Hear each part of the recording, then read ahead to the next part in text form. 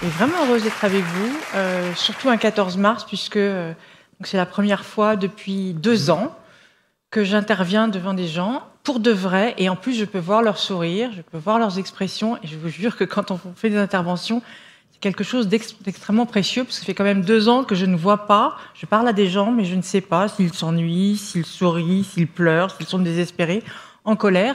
Donc là, je vais pouvoir en profiter, je suis vraiment ravie.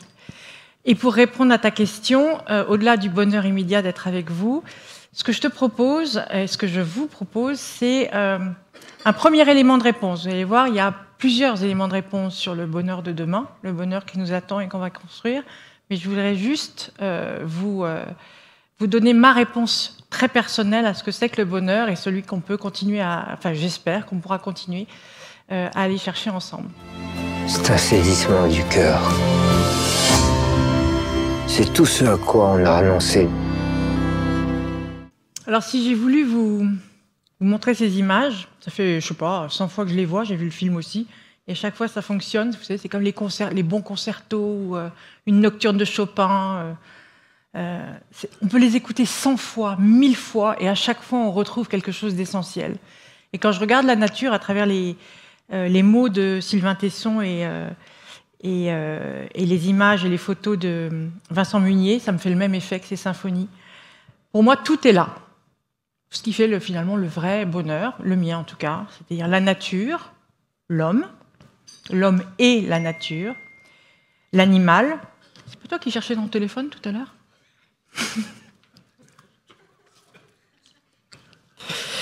L'animal, l'espace, l'intelligence, le temps long, le respect, le silence, le visible et l'invisible, la sobriété heureuse, la joie et un mot magique, l'émerveillement.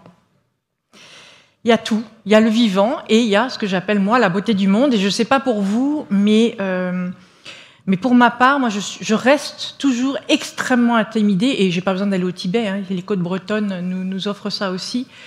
Je suis toujours extrêmement intimidée par la beauté du monde, quand on arrive à en prendre, à s'écarter un petit peu du quotidien et à en prendre conscience. Cette beauté du monde, c'est un héritage qu'on a reçu collectivement, un héritage complètement incroyable. Et à mon sens, parce que j'ai aussi 3 jeunes enfants, eh bien, c'est un héritage qu'on doit transmettre. Et moi, je me sens investie de cette responsabilité, pas à titre personnel, mais à titre collectif. Je trouve que nous sommes investis de cette mission qui est de transmettre cet héritage à nos enfants et à leurs descendants. Et pour terminer cette introduction au bonheur, si je puis dire, je vais juste vous citer la dernière phrase du film, qui est issue du livre de Sylvain Tesson, et qui pour moi est la quintessence de tout ça. Se contenter du monde, lutter pour qu'il demeure.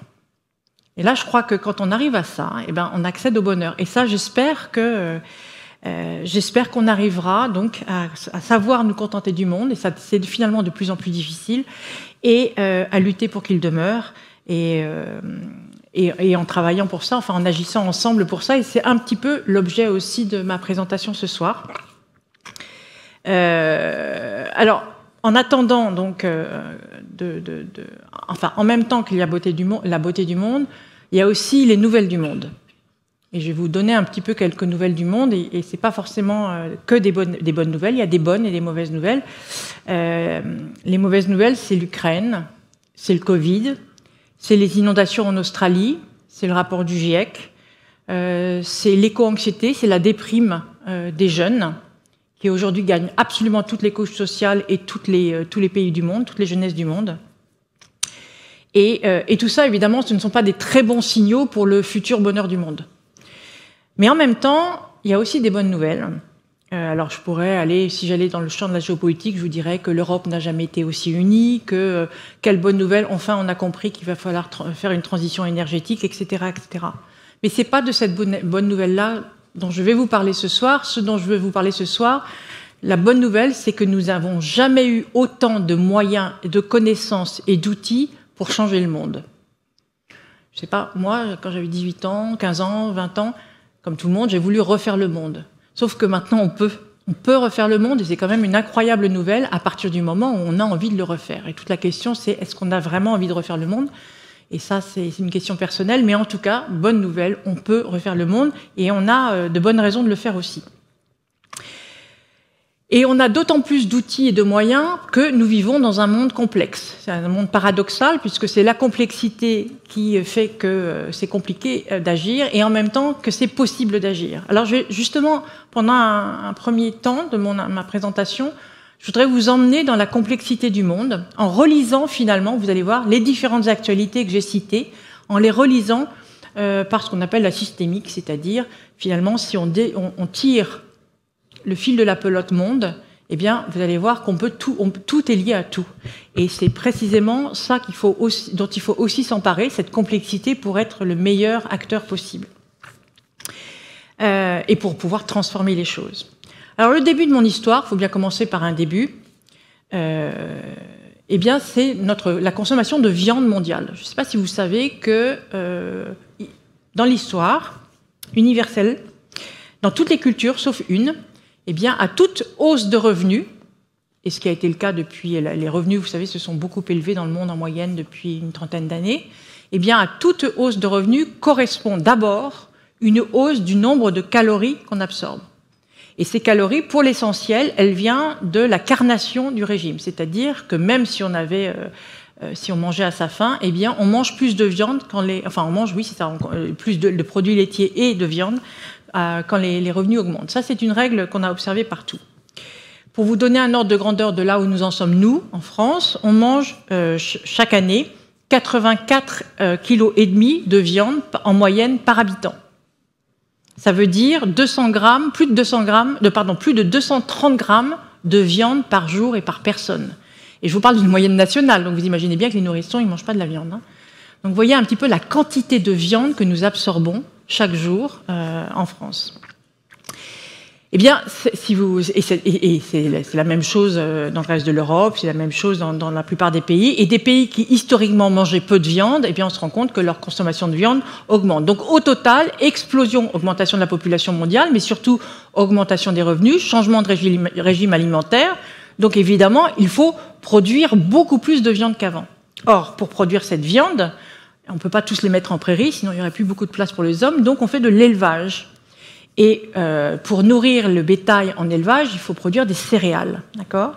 Eh bien, il faut savoir qu'aujourd'hui, 2/3 des terres agricoles dans le monde sont dédiées au bétail, plutôt à produire, soit pour les prairies, mais surtout pour produire les céréales qui sont nécessaires pour nourrir les animaux, les futurs McDo et autres McChicken.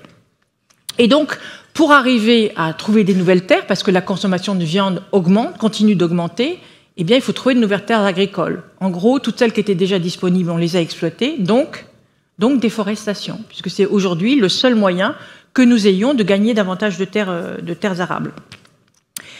Il y a 4 siècles, 66% de la superficie de la Terre, de la planète, était constituée de forêts. Aujourd'hui, ça n'est plus que 31%. On estime même que 80% de la couverture forestière mondiale originelle, la forêt d'origine, a été abattue ou dégradée depuis seulement 30 ans. 80% en 30 ans. Et donc ça, c'est déjà en soi, c'est tout un patrimoine, comme vous le savez, de biodiversité et d'autres choses qu'on évoquera plus loin. Mais il y a une chose auquel on pense moins quand on déforeste, c'est qu'en même temps qu'on abat les arbres, on va déconfiner, je parlais de la biodiversité, on va déconfiner des animaux qui n'est jamais sortis de la forêt, et avec eux, tous les parasites ou les arboviroses, les virus que portent les animaux, on va les déconfiner, on va les sortir de la forêt. Avant, on était protégés, la forêt faisait tampon finalement pour nous protéger de ces parasites et de ces arboviroses. Ça n'est plus le cas. Et évidemment, ces animaux entrent en contact avec des espèces domestiques, des espèces animales domestiques qui vivent près de nous, les contaminent. Et comme les zones d'élevage et les animaux domestiques vivent près des hommes, et les élevages sont situés près des hommes, eh bien, in fine, on peut avoir une transmission d'espèce à espèce. C'est l'histoire du H5N1, c'est l'histoire du SRAS, c'est l'histoire de l'encéphalite spongiforme, c'est l'histoire de Ebola, et donc, probablement, l'histoire du Covid-19. Mais même si le Covid-19 n'était pas lié à ça, en réalité, c'est fort probable. Et donc potentiellement, c'est un épisode, et dans l'histoire, pardon, c'est un épisode qu'on a déjà vu souvent, le paludisme, l'histoire du paludisme en Europe, par exemple. Il faut savoir que c'est lié à la déforestation des Romains. Au moment où la cité romaine s'étend, eh bien, on déboise les alentours de Rome, avec en plus tout le problème des marais qui émergent à ce moment-là, et le développement des moustiques. L'homme n'est pas protégé des moustiques à ce moment-là, et attrape le paludisme. Donc c'est l'histoire humaine est parsemée de ces histoires-là. Sauf que là, on a un mouvement d'accélération phénoménal, puisque une fois que il y a eu contamination, ce qui potentiellement a été le cas en Chine, en tout cas ça a été déjà plusieurs fois le cas en Chine, eh bien, après vous avez les flux commerciaux qui caractérisent aussi notre époque. Flux commerciaux, on sait que dans les containers qui transportent nos téléviseurs et nos smartphones, ça peut transporter aussi des champignons, par exemple. Et je ne sais pas si vous savez, mais l'Amérique latine ne produit quasiment plus de chocolat parce qu'ils ont été contaminés par un champignon qui est venu d'Afrique et qui est venu par container. Et puis, c'est quand même embêtant de perdre le chocolat, vous imaginez. Et bien c'est pareil avec le tourisme d'affaires, le tourisme de villégiature, enfin le tourisme, je ne sais pas comment on dit, non d'affaires. Eh bien, on l'a vu au moment du Covid, vous savez, on a retracé le chemin en TGV, puis en bateau. Les pèlerinages ont joué un rôle très important dans la diffusion du Covid, aussi bien en Corée qu'en Iran en particulier.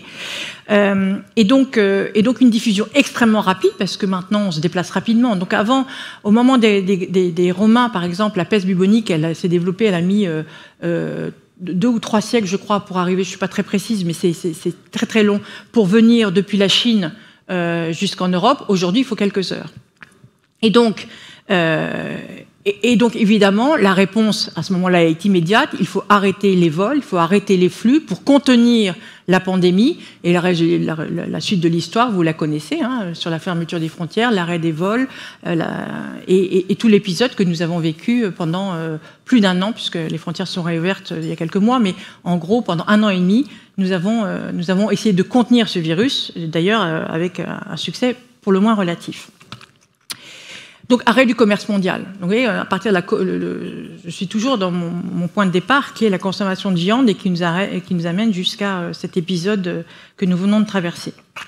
Et soit dit en passant, petite digression, on a quand même beaucoup de chance. Même si on a trouvé que ces 2 ans, c'était long. Je dis c'était parce qu'on a l'espèce d'idée là qu'on est en train d'en sortir. Les Chinois n'ont pas du tout la même idée, puisque vous savez, on reconfine en ce moment en Chine. Mais soit dit en passant, on a eu de la chance. Parce que finalement, le Covid-19, certes, il y a beaucoup de gens qui en sont morts, mais la létalité était très faible. Imaginez que c'était Ebola.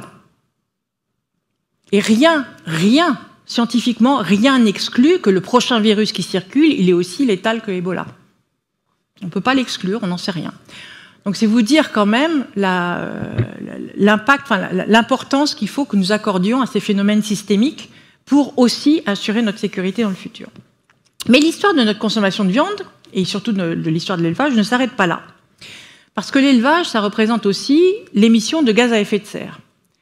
D'abord du méthane.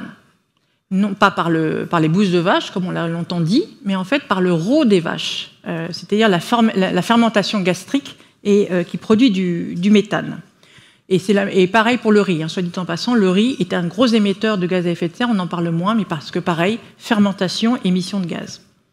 Deuxième gaz lié à l'élevage, en fait plus exactement lié à l'agriculture et à la production de céréales nécessaires pour l'élevage, et ce à travers l'engrais, c'est les protoxydes d'azote.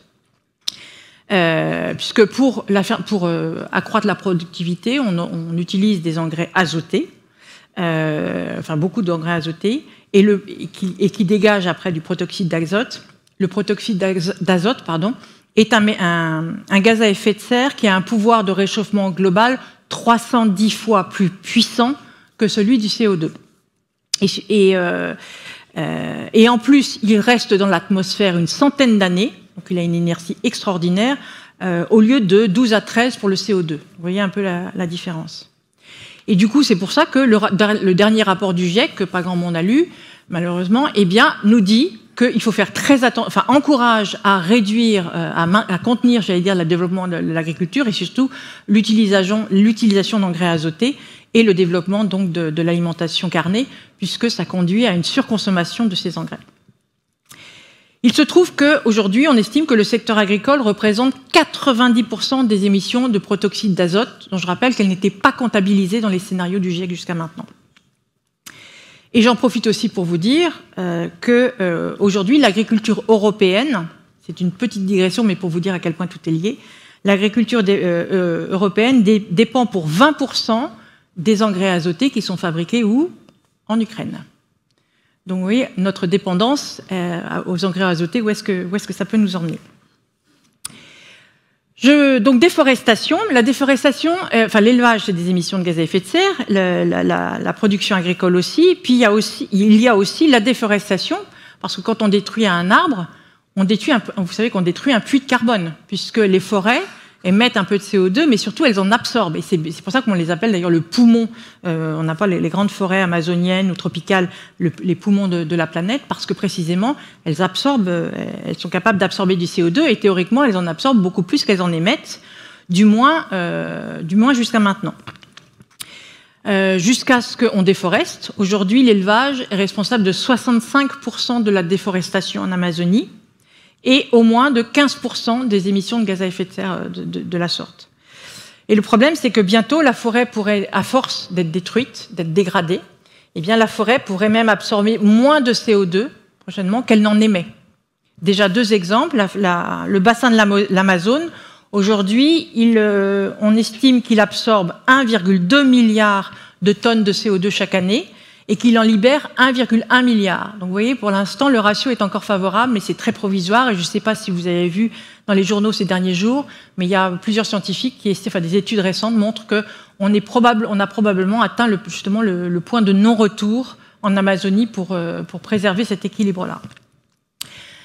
Les forêts d'Asie du Sud-Est, elles ont déjà franchi le seuil, c'est-à-dire que depuis 20 ans, elles sont collectivement passées elles étaient un important puits de carbone et bien maintenant, elles sont une source d'émissions nettes de CO2. Et notamment à cause des coupes, évidemment, mais surtout des feux, des incendies. Vous savez qu'on déforeste encore par incendie. Et puis la mise en place de plantations, et donc on coupe régulièrement. À propos des incendies, donc on en évoque beaucoup, les incendies dans les zones tropicales ou ceux qui ravagent le sud de notre pays. Ceux qu'on évoque moins, ce sont les incendies des forêts boréales. Bon, c'est vrai qu'on n'a pas forcément l'idée que chaque année, il y a de très gros incendies au nord du Canada, en Russie, etc. Et ça a toujours été, c'est pas nouveau, hein. Simplement, on se rend compte qu'il y a une amplification énorme, une accélération, une amplification de ces incendies, et qui sont très spécifiques, puisque en brûlant, ils rejettent de la cendre, comme tout incendie, mais sauf que cette cendre-là, à cause de leur proximité du cercle polaire, eh bien, elle va se redéposer sur la calotte glaciaire. Donc elle noircit, elle grisâtre, enfin ça fait une calotte plus grise, et du coup ça limite ce qu'on appelle l'effet d'albédo, c'est-à-dire de réverbération de l'Arctique, qui est essentiel, comme vous le savez aussi, pour limiter les gaz l'effet de serre. Et donc on a un réchauffement qui est encore plus marqué aujourd'hui dans la zone arctique, au point que, là aussi, je ne sais pas si vous avez repéré ça cette année et surtout l'année dernière, en 2021, eh bien on a atteint 38 degrés, 39 degrés au niveau du cercle polaire. Ce réchauffement accéléré en zone arctique, il a plusieurs conséquences. D'abord, la fonte du permafrost, donc ces terres qui ont été gelées depuis l'aube des temps. Et la fonte du permafrost a elle-même plusieurs effets. D'abord, elle libère vous savez qu'il y a d'énormes puits de méthane sous les terres arctiques, et donc quand elle dégèle, eh bien, on a ces espèces de puits de méthane. Et vous avez peut-être vu des photos de ces grands trous qu'on trouve, qu'on a découvert en Arctique à la faveur du réchauffement. Et donc, je vous le rappelle, hein, le méthane, c'est un gaz qui est 25 fois plus puissant que le CO2 et qui reste, lui, aussi dans l'atmosphère une centaine d'années. Ensuite, deuxième effet, c'est l'effondrement des infrastructures. Je ne sais pas si vous vous souvenez, pareil, l'année dernière, cette immense centrale à gaz russe, on y revient au gaz russe, et son réservoir qui se sont effondrés et qui ont libéré des centaines de milliers de tonnes de gaz liquide dans la nature. Et puis troisième phénomène, un peu moins connu, mais on commence à en parler, c'est la libération des carcasses. C'est-à-dire que vous avez des carcasses qui sont gelées depuis des centaines d'années sous la glace, dans le permafrost, et qui, à la faveur du réchauffement, sont dégelées et qui libèrent les virus qui étaient congelés, alors que les animaux sont morts, mais les virus gelés ne meurent pas nécessairement. Et c'est comme ça qu'il y a quelques années, il y a eu une grosse épidémie d'anthrax qui a décimé des troupeaux de rennes. Et quand on a étudié d'où venait le bacille d'anthrax, on s'est rendu compte que c'était un bacille qui remontait au XVIIIe siècle. Et on sait que potentiellement, il y a d'autres virus, d'autres maladies qui sont comme ça congelées finalement dans la mémoire des sols arctiques. Autre effet, la fonte du réchauffement arctique, c'est la fonte de la calotte glaciaire, bien sûr, qui, en projetant des grandes quantités d'eau douce dans la mer, dans l'océan, dans l'eau salée, va modifier les courants. Vous avez entendu parler là aussi de la modification du Gulf Stream qu'on redoute, dont on voit les premiers signaux. Et au-delà, alors le Gulf Stream, je vous rappelle que c'est notre thermostat dans l'hémisphère nord pour l'Atlantique. Ça modifie aussi, en modifiant les courants, ça va modifier aussi les courants atmosphériques cette fois, et éventuellement d'autres phénomènes, comme par exemple celui bien connu de El Niño et celui un peu moins connu de El Niña, dont on voit aujourd'hui les effets en Australie. Vous avez vu ces images de Sydney, complètement sous l'eau, avec l'eau qui est montée jusqu'à 16 mètres en certains endroits. 16 mètres, vous imaginez le château à côté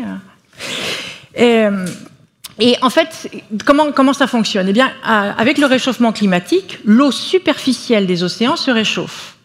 Alors, il faut savoir et donc ça facilite l'évaporation. À chaque degré supplémentaire, ça charge l'atmosphère de 7% d'humidité en plus. Donc, vous avez ces masses d'air humide qui montent dans l'atmosphère. Là où elles peuvent rencontrer, par exemple, au moment d'un phénomène El Niño, des courants d'air froid. Et donc là, on a le phénomène de ce qu'on appelle des rivières atmosphériques. C'est-à-dire d'énormes quantités d'eau qui refroidissent et qui tombent du ciel comme des rivières. Et ça s'appelle le déluge. Et c'est ce qui s'est passé, par exemple, dans le Queensland ces derniers jours, qui s'était déjà passé d'ailleurs il y a 2 ans. Donc ce phénomène-là, amplification des catastrophes naturelles, et ça aussi on le retrouve dans le dernier rapport du GIEC, du moins sur un scénario où on ne change rien. Plus d'humidité, ça veut dire aussi que la chaleur elle-même devient beaucoup plus insupportable. L'année dernière, il y a 2 ans, enfin il y a bientôt 2 ans, on a enregistré pour la première fois sur la planète, en 2 endroits, au Pakistan et en Arabie Saoudite, une température qu'on appelle la température de 35 degrés humide. 35 degrés humide, ça ne paraît pas très impressionnant, sauf que c'est un ratio humidité-chaleur qui fait que l'organisme humain ne peut pas survivre plus de 6 heures à cette température-là et cette humidité-là. Cette température-là et cette humidité-là, les rapports du GIEC l'avaient prévu, l'avaient anticipé pour la fin du siècle. C'est arrivé en 2020. Donc ça montre l'amplification et l'accélération du phénomène. Et c'est ce qui fait qu'aujourd'hui, on considère qu'il y a plusieurs zones de la Terre qui deviennent des zones invivables. Il y a déjà 2-3 villes qui sont déclarées villes invivables. C'est-à-dire que si vous n'avez pas la clim, en gros, vous ne pouvez pas survivre, vous ne pouvez pas rester dehors plus de quelques heures. Alors vous commencez à dire pourquoi je suis venue ce soir. Tu parles d'un bonheur futur. Mais en fait, non, c'est pas déprimant du tout. Sinon, je ne serais pas là pour vous le raconter quand même. J'aurais trop peur de me faire lyncher à la sortie. Non, en fait, moi, je raconte cette histoire parce qu'elle nous indique plusieurs choses. Bien sûr, elle nous indique l'urgence. On n'a pas le choix. Si vous avez des enfants comme moi, si vous les aimez, vous n'avez pas le choix, vous le faites. Vous le faites. Quand je dis vous le faites, ça veut dire vous réfléchissez, vous transformez, vous faites ce que vous pouvez à votre échelle. Et en réalité, on peut faire plein de choses. Je repars de mon histoire de viande. C'est un exemple parmi d'autres. Un exemple parmi d'autres. Je repars de mon exemple de viande. Vous savez qu'aujourd'hui, si le monde entier, on est à peu près 7,5 milliards d'habitants, un petit peu plus. Si l'ensemble de l'humanité mangeait la même chose que les Japonais, adoptait le régime alimentaire des Japonais, qui ne sont pas végétariens, je vous rappelle, ils mangent un peu de poisson, ils mangent un peu de viande, mais ils mangent des petites quantités à chaque fois. eh bien, nous pourrions, avec la production agricole actuelle, déjà nourrir 8 milliards d'habitants. C'est-à-dire qu'on est encore en surplus. On aurait de quoi nourrir largement toute la planète. Si on change de régime, on en essaye un autre. On essaye celui du pays où on a inventé le bonheur intérieur brut. Je vais parler du Bhoutan. Si on adopte le régime alimentaire du Bhoutan, ils mangent certes très peu de viande, ils mangent maximum 100 grammes par semaine. Donc on est quand même loin des 230 grammes par jour, mais 100 grammes par semaine, ça n'est pas non plus être totalement végétarien, encore moins vegan, puisqu'ils boivent du lait d'yak. Eh bien, si on adopte ce régime alimentaire, dès aujourd'hui, on peut nourrir 12 milliards d'habitants. C'est-à-dire beaucoup plus que la population actuelle, et surtout, c'est-à-dire, comme les projections démographiques maximum pour la planète, c'est 12 milliards d'habitants. Donc en gros, ça voudrait dire que dès maintenant, on pourrait arrêter de déforester, de mettre plus d'engrais, etc. On a tout ce qu'il faut. Maintenant, si on mange tous comme nous, eh bien, comme les Européens et comme les Américains, parce que c'est à peu près équivalent, eh bien, on peut nourrir 3,5 milliards d'habitants. Donc vous voyez un peu le poids de votre assiette dans les émissions de gaz à effet de serre chaque année. C'est phénoménal. En fait, c'est énorme. 15% des émissions de gaz à effet de serre qui sont liées à l'alimentation de 10% de la planète. C'est énorme comme impact. Alors, il y a quand même une tendance qui est assez intéressante, c'est que depuis 1990, parce que cette histoire, celle que je vous raconte, en fait, elle n'est pas très nouvelle, j'en conviens, on voit aujourd'hui déjà une diminution de la consommation de viande, puisqu'elle baisse de 0,4% par an en moyenne, surtout chez les jeunes, c'est-à-dire qu'il y a beaucoup de jeunes aujourd'hui qui sont végétariens, et donc on est déjà passé de 94 kilos de viande en moyenne par an et par personne en 1998 à 84 kilos aujourd'hui. Donc on a réduit de 10 kilos en 20 ans, un peu plus de 20 ans. Donc choisir son régime alimentaire, ça c'est une façon d'agir. Choisir plus globalement ce qu'on consomme, évidemment. Où est-ce que ça a été fabriqué ? Avec quels moyens ? Vous savez que l'essentiel aujourd'hui des émissions de gaz à effet de serre, c'est au moment de la production des biens que nous consommons. Il y a le transport, etc. Mais l'essentiel, c'est au moment de la production. Et c'est très logique. Et donc, le fait de choisir son mode de consommation, j'ai pas dit de ne plus consommer, je veux dire choisir son mode de consommation, c'est-à-dire aussi son mode de vie, en fonction de cette contrainte-là, est un moyen d'action très important. Et puis, quand on est chef d'entreprise ou quand on travaille à la direction d'une entreprise, alors là, vous démultipliez vos moyens parce que vous êtes au cœur du problème, vous êtes au cœur du sujet, vous êtes au cœur de la question du modèle économique. C'est quoi aujourd'hui notre modèle économique ? Qui est un modèle économique, soit dit en passant, qui a été extrêmement vertueux depuis 3 décennies, puisqu'il a permis d'augmenter le revenu moyen mondial, il a permis à une partie importante de la population mondiale de sortir, en gros 1,5 milliard de personnes, de sortir de l'extrême pauvreté, d'avoir accès à la santé, à l'éducation. Donc on ne remet pas en cause les acquis, ça c'est fait, et c'est extraordinaire. Le seul problème, c'est que ce même modèle économique, quand on l'analyse un petit peu, en quoi il consiste ? C'est un modèle de croissance, puisque aujourd'hui, l'injonction primaire en termes d'économie, le modèle dans lequel vous avez appris, c'est le modèle de la croissance. La croissance, c'est quoi ? Ça consiste à convertir toute élévation de revenus en consommation supplémentaire, donc en production supplémentaire, donc en emploi supplémentaire, donc en revenus supplémentaires, donc en consommation supplémentaire, etc., etc. Et ça, c'est la partie vertueuse de ce modèle et qui, comme je vous le disais à l'instant, a très bien fonctionné. Maintenant, il y a la phase B du même modèle. Toute augmentation de revenus doit être convertie en consommation supplémentaire, donc en production supplémentaire, donc en prélèvement de ressources supplémentaires et en émission de déchets supplémentaires.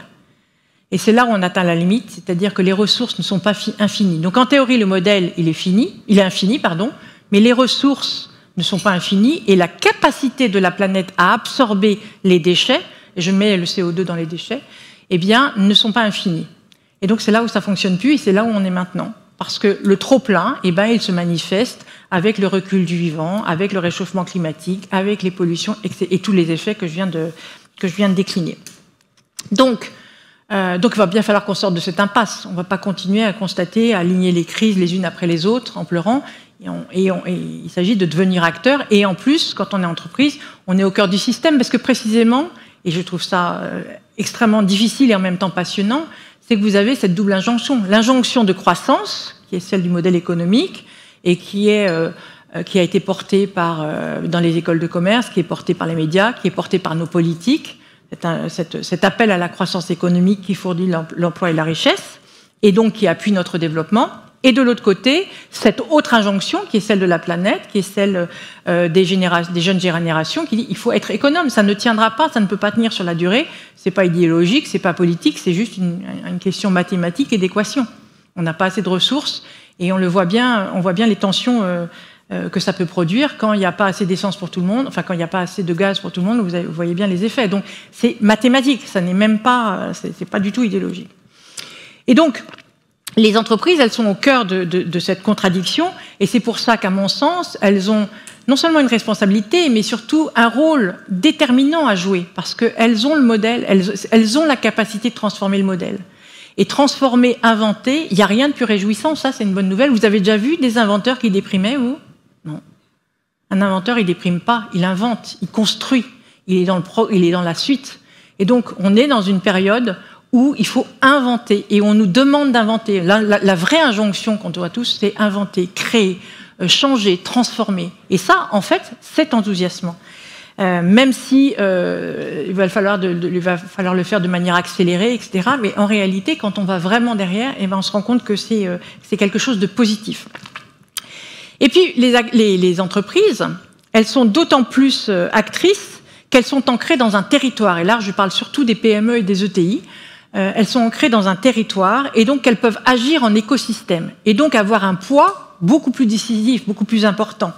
Et elles peuvent également participer à une autre transformation nécessaire qui doit nous mener vers l'autonomie ou une plus grande autonomie. Autonomie stratégique en tout cas, c'est-à-dire l'énergie, les minerais et l'alimentation.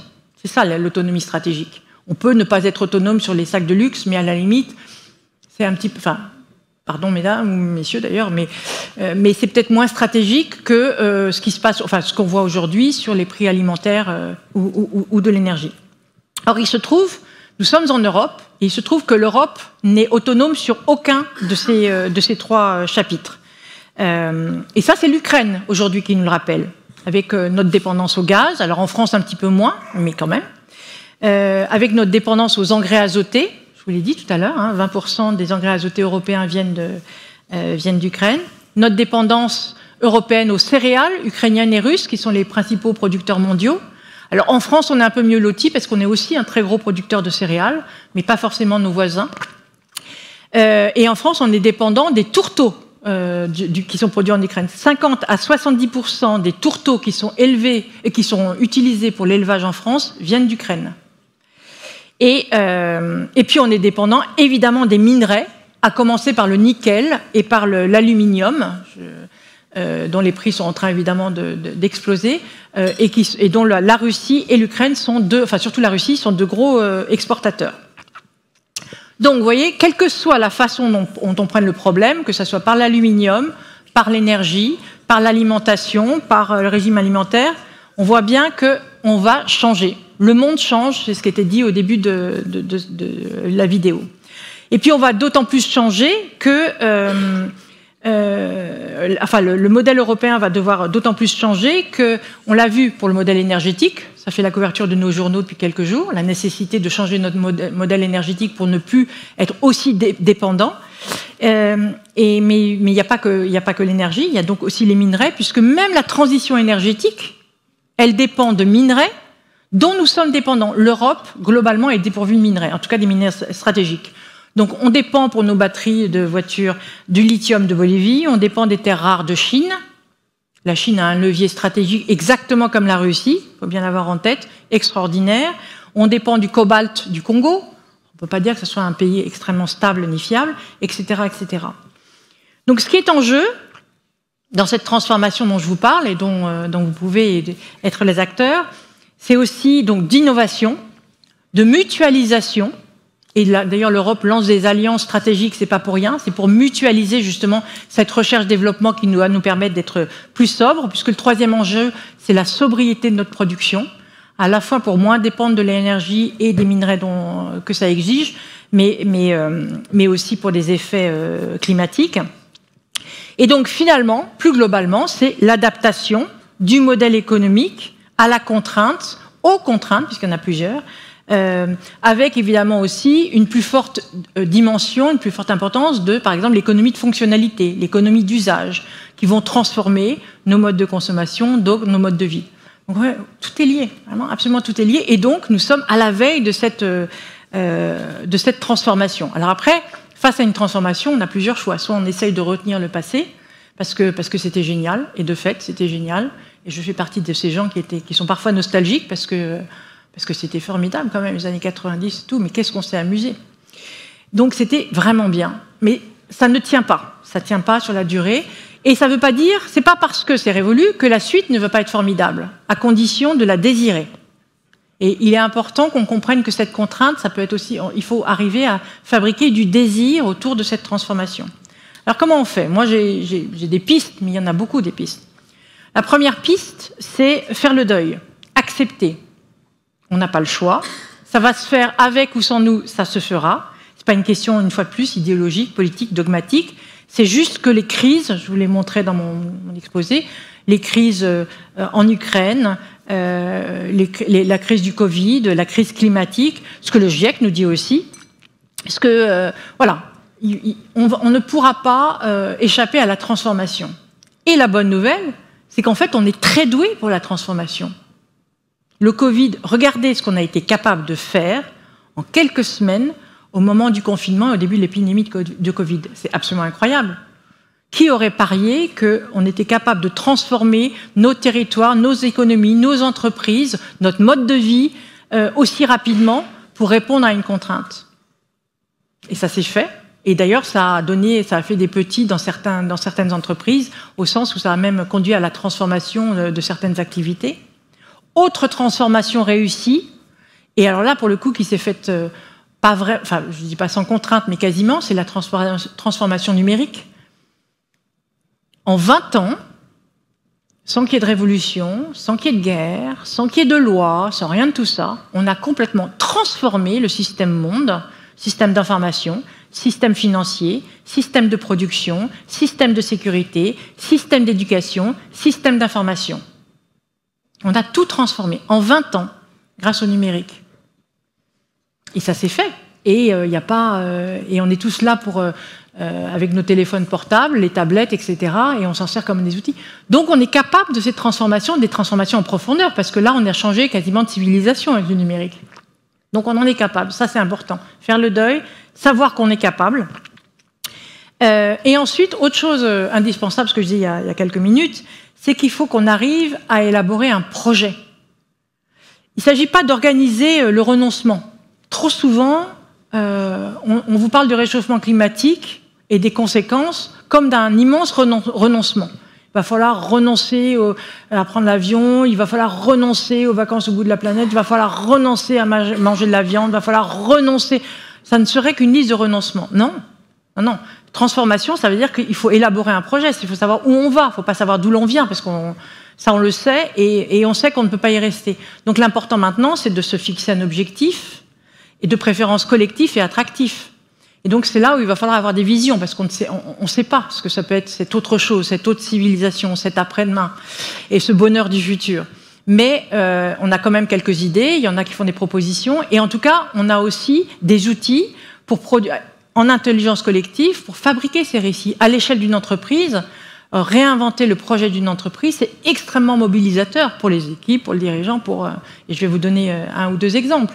Donc il est essentiel pour réussir cette transformation d'en faire un projet positif, attractif, désirable. Et puis pour donner du sens aussi. Vous savez que j'espère que peut-être j'ai soufflé l'idée que vous accueillez dans une de vos prochaines soirées quelqu'un qui s'appelle Arthur Gosset, qui a produit un film qui s'appelle Rupture, et qui est un jeune diplômé, qui a été diplômé de l'école centrale de Nantes, donc est ingénieur, et qui fait partie de cette génération qui, au sortir de l'école, avait des belles propositions pour aller travailler dans les grandes entreprises, et qui a dit « non, non, moi je ne me reconnais pas dans le projet de ces entreprises, de ces boîtes, parce que ça manque de sens, parce que c'est contraire à ma vision de ce que peut être le monde de demain, et en particulier, lui en l'occurrence, surtout pour des raisons écologiques. Et donc il fait partie de cette génération qui a signé les 30 000 étudiants des grandes écoles, qui ont 30 000 quand même, qui ont signé la pétition, qui ne voulaient pas aller travailler dans des boîtes qui ne respectaient pas une politique RSE suffisamment ambitieuse, où ils ne se reconnaissaient pas. Il faut l'écouter parler, il est passionnant et il est positif. Il est dans la dynamique et il dit, mais c'est extraordinaire parce que ça fait bouger les boîtes. Ça fait bouger les choses. Et il y a des entreprises qui sont en train de se transformer. HEC est en train de courir derrière. Il me racontait il y a 3 jours la discussion qu'il avait avec HEC. Ça fait bouger les choses. Et tout ça est positif parce que c'est dans un projet. Et ça attire les talents. Il nous racontait aussi que, je crois que c'est l'année dernière ou l'année d'avant, 75% des étudiants qui sont sortis de Centrale sont allés dans des PME. Pas pour rien, parce qu'elles se disent, là je peux agir. Là je peux faire bouger les choses. Donc vous voyez un peu la force que ça donne d'avoir une espèce d'ambition et de donner du sens à un projet. Donc ça, c'est quand même une super nouvelle aussi. Parce qu'avant, il fallait avoir aligner un salaire important et c'est plus le cas. C'est plus comme ça que ça marche. La bonne nouvelle, c'est qu'on a cette jeune génération et qui est d'une intelligence. Mais moi, je suis fascinée, je les rencontre grâce à ce que je fais. Et on a un vivier, une intelligence de gens qui, en plus, ne sont pas dans le renoncement puisqu'ils sont nés, j'allais dire, avec cette donne de départ. Donc eux, c'est invention devant, quoi. C'est innovation, c'est créativité. C'est absolument incroyable comme ils renouvellent finalement nos schémas de pensée et ils ont des tonnes d'idées. Donc les faire entrer, c'était aussi une manière de réussir sa transformation. Autre suggestion, agir collectivement pour optimiser, pour amplifier et pour pouvoir fixer ensemble des mesures d'impact. Parce qu'il n'y a rien de plus décourageant que de lancer une transformation et de ne pas pouvoir la mesurer et en voir les résultats. Et sur le climat, c'est d'autant plus compliqué que ce que vous allez faire, ce n'est pas vous qui en tirez les bénéfices et en plus, vous ne pourrez même pas les mesurer de manière relative, précise, puisque ça va être dilué dans un ensemble global. Donc il faut avoir des indicateurs et il faut avoir des pairs pour pouvoir se repérer. C'est absolument essentiel. D'où l'idée d'agir en écosystème et aussi à l'échelle des territoires, parce que ça permet justement de mener cette action collective, d'être plus sûr de son impact et de pouvoir comparer les pratiques, les résultats, etc. Et tout ça, comme je vous le disais, c'est possible. Et c'est même enthousiasmant. Alors je vais vous donner il me reste 7 minutes exactement, et je vais essayer de développer rapidement 3 exemples. Le premier, je suis présidente du comité de mission d'une entreprise qui s'appelle SETI, qui fabrique des portes, des fenêtres, et qui fait de la rénovation de l'habitat. Et c'est assez incroyable l'histoire de cette boîte, parce qu'au départ, c'est une boîte familiale, enfin c'est une ETI, qui a été rachetée dans les années, je sais plus, 70 ou 80 par un monsieur, et qui met son capital personnel et qui développe la boîte, et elle marche bien. Et puis voilà, quelques années déjà qu'ils commencent à réfléchir à l'impact. Ils font un bilan carbone absolument désastreux. Ils se disent, mais comment est-ce qu'on fait? Comment est-ce qu'on transforme tout ça? Qu'est-ce que je fais? Et puis après tout, c'est quoi l'intérêt général? Vous savez qu'il y a 2 siècles, il y a 3 siècles, au 18e, quand on crée une entreprise, il fallait qu'on démontre qu'on contribuait à l'intérêt général. C'était une condition sine qua non pour créer une entreprise. Revenir à cette idée d'intérêt général, il s'est dit, c'est important. Il est absolument important d'y revenir pour préserver le bien commun. Et donc, à partir de là, il a mis en place tout un projet, mais il ne l'a pas mis en place seul, il l'a fait avec ses équipes. Il y a eu d'énormes consultations, c'est tout un processus assez long. Et ils ont décidé de devenir une entreprise à mission, donc avec un comité de mission, une raison d'être qui a été définie avec l'ensemble des collaborateurs. Et puis, ils ont transformé le capital. C'est-à-dire que le patron en question, il a décidé de prendre sa retraite, et au lieu de distribuer les dividendes de la vente de son entreprise à ses enfants, et pour nourrir ses vieux jours, eh bien, il a décidé d'en faire un fonds de dotation, dédié à l'éducation en l'occurrence, mais qui reste actionnaire de la boîte. Donc, ce qui donne une stabilité, évidemment, à la société pour les transformations qu'elle doit opérer. Les investissements à moyen et long terme pour réduire son empreinte carbone en particulier. Ensuite, ils ont ouvert l'actionnariat aux salariés. Et ils l'ont ouvert, au moment où ils l'ont ouvert, ils s'attendaient à peut-être un tiers, voire au mieux la moitié des salariés. En fait, c'est les 3/4 des salariés qui ont voulu devenir actionnaires. Tellement ils étaient enthousiasmés par le projet. Ça aussi, ça donne une solidité incroyable à l'entreprise. Et puis, ils ont été chercher aussi des fonds d'investissement, en l'occurrence, dont les critères étaient des critères principalement RSE, avec des grilles d'exigence extrêmement fortes, puisqu'ils sont membres du comité de mission. Je le vois, c'est très très exigeant, très détaillé, une matrice de contribution vraiment très, très importante. Tout ça étant couplé, en couplant le comité de mission au comité stratégique, vous voyez un peu la contrainte qu'ils se sont mis sur le dos, si je puis dire, mais ce n'est pas une contrainte en réalité. Parce que ce qu'on voit, c'est des équipes qui sont enthousiastes. Moi, je vais dans les ateliers, etc., mais c'est juste génial. Il n'y a plus besoin de faire d'investissement en R&D, puisque c'est les équipes elles-mêmes qui investissent le projet de l'entreprise, la nécessité de répondre aux critères donnés, et qui sont en fait, ils sont tous devenus des chercheurs, des acteurs de la R&D de la boîte. Jamais il y a eu autant de candidatures pour adhérer à cette entreprise, et les résultats sont excellents. Donc on est là face à... Ah non, il me reste 4 minutes, hein. Donc on est là face à une démonstration, c'est encore récent, il faudra voir dans 5 ans, dans 10 ans. Il n'empêche que moi, ça donne envie, quand je vais au comité de mission, quand je vais visiter leurs usines, franchement, ça fait du bien, parce qu'on voit qu'une transformation, ça peut être un projet positif, enthousiasmant, qui embarque les collaborateurs et qui donne des résultats tangibles, y compris économiques, extrêmement positifs. Ça, c'était le premier exemple. Le deuxième exemple, je ne vais pas le développer maintenant parce que c'est un peu plus long que le temps qui me reste, mais peut-être tout à l'heure dans les questions, en vous parlant du grand défi des entreprises pour la planète, qui est donc une initiative que j'ai lancée il y a 1 an et demi avec quelqu'un qui s'appelle Jérôme Cohen et qui aujourd'hui réunit pas loin d'une centaine de marraines, c'est-à-dire une entreprise de soutien et surtout de partenaires avec tous les réseaux d'entreprises que vous pouvez imaginer, les grandes associations écologiques, etc., avec pour objectif justement d'embarquer les entreprises et leur écosystème pour qu'elles formulent elles-mêmes une centaine de mesures de transformation qui soient impactantes, vérifiables et faciles à mettre en œuvre. Donc ça, c'est le projet, et il y a tout un processus, mais c'est un projet, et c'est génial, parce qu'on se rend compte que petit à petit, on a de plus en plus d'entreprises, de réseaux qui nous rejoignent, et on a fait une soirée à Nantes il y a mercredi dernier, il y avait d'ailleurs des entreprises rennaises, et des associations rennaises, et c'était assez génial de voir l'enthousiasme, parce que tout ça crée de l'émulation, l'échange de bonnes pratiques, et l'envie d'agir à l'échelle d'un territoire et de valoriser un territoire. Donc ça, c'est faisable, et on reçoit tous les jours des gens qui nous disent « mais alors, qu'est-ce que ça fait du bien ?» donc la transformation, c'est quelque chose qui donne le moral. Ça, il vaut mieux être acteur que rester passif et déprimé, finalement.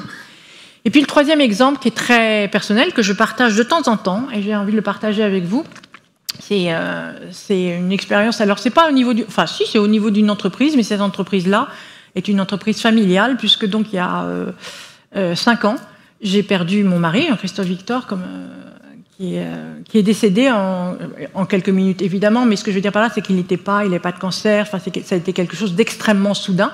On l'a vu disparaître devant nous, et tout d'un coup, en l'espace de quelques secondes, vous avez le monde. Alors là, c'est Covid plus Ukraine, c'est tout qui s'effondre. Le monde s'effondre. Parce que c'est à la fois l'homme aimé, c'est le compagnon, c'est le confident, c'est le meilleur ami, c'est l'amant, c'est le père de mes enfants. C'est aussi les revenus familiales, puisque 80% des revenus venaient de mon mari, c'est tous nos projets, et on en avait, Dieu sait qu'on en avait des projets, c'est tout, et puis l'entreprise qu'on avait ensemble. Donc tout ça disparaît en quelques minutes. C'est un tsunami. C'est-à-dire que c'est pas qu'un choc amoureux, c'est un choc global, quoi. Et je me retrouve le lendemain et en me disant, mon Dieu, mais qu'est-ce que je vais faire ? Qu'est-ce que je dis à mes enfants ? Moi, j'avais envie de partir avec lui, parce que ça paraît tellement insurmontable. Et puis, ça veut dire tellement de choses auxquelles il faut renoncer. Tout ce qu'on vivait, tous nos projets, tout ça, c'était tellement génial qu'il fallait renoncer à tout ça. Moi, je ne me ressentais pas capable. Vraiment, je ne me ressentais pas capable. Et finalement, plus facilement, c'était encore de disparaître. Mais sauf que j'avais 3 enfants, 3 bouts de chou à l'époque 4, 6 et 8, ou un peu plus, 9. Et que je n'allais pas leur dire, écoutez, mes chéris, désolé, votre père est parti, c'est fini, l'histoire est terminée. Non. De même qu'aujourd'hui, on ne peut pas dire aux gens qui ont 15 ans, 20 ans, qui marchent dans les rues pour nous dire de bouger, on ne peut pas leur dire, désolé, mes chéris, mais voilà, c'est terminé. Non, on ne peut pas dire ça. Il faut qu'on transmette, il faut qu'on propose, il faut qu'on embarque. Et donc, qu'est-ce que j'ai fait là ? Et en plus, moi, je n'étais même pas propriétaire de notre logement, donc il fallait envisager au même moment, très rapidement, le déménagement, etc. Bon. Et donc, le surlendemain, ce que j'ai fait le soir, ce qu'on a commencé à faire avec mes enfants pendant quelques semaines, quelques mois, on a raconté l'histoire de notre futur. Alors, notre future maison, Ah ben non, on ne sera plus à la campagne, il va falloir qu'on habite en ville. Alors très bien, on va aller dans une ville. Oui, mais quelle ville? Alors on choisissait des critères. Ah oui, mais on aura peut-être plus, ça sera peut-être plus aussi grand. Et puis on n'aura peut-être pas chacun une chambre.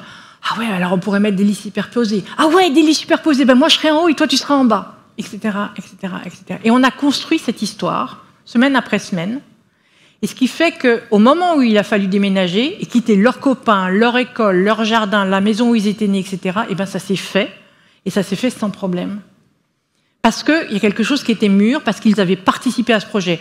Alors, de fait, ils n'ont pas une chambre chacun, mais ils n'ont pas de lit superposé. Finalement, on n'habite pas dans la ville qu'on avait choisie. Mais ça n'a strictement aucune importance.